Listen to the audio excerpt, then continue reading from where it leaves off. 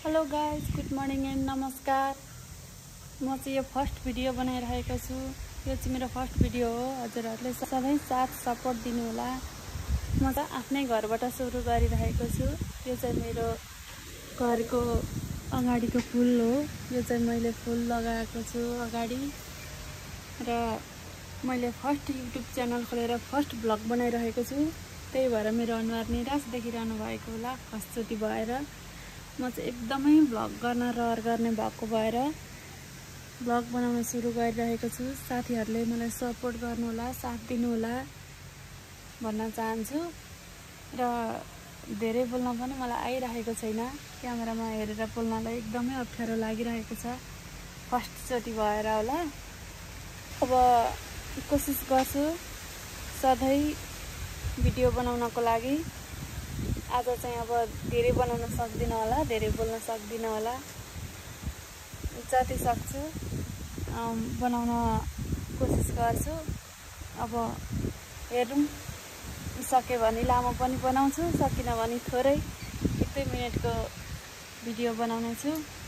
यो चाहिँ मेरो घर अगाडि हो, हावा चलिरहेको छ एकदमै, हजुरहरूले देखिरहनु भएको छ। म चाहिँ टाढा गएर भिडियो बनाउन सकिनँ। आज फर्स्टचोटि भएर होला आफ्नै घरमा उभिएर भिडियो बनाइरहेको छु।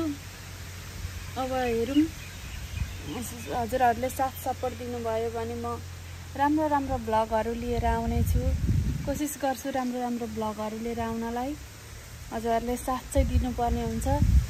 अब नयाँ हो म पनि, हजुरहरूलाई पनि मैले साथ दिन्छु, मलाई पनि हजुरहरूले साथ दिनु होला भन्न चाहन्छु। यहाँबाट चाहिँ निलो आकाश पनि देखिरहेको रहेछ, मैले चाहिँ याद गरेकै थिइनँ। यो चाहिँ मेरो घर अगाडि हो, हेर्नु होला। र लामो भिडियो चाहिँ बनाउन सकिनँ साथीहरू, एकदम अप्ठ्यारो भएको हुनाले होला। तर दिनै पछि कोसिस गर्छु।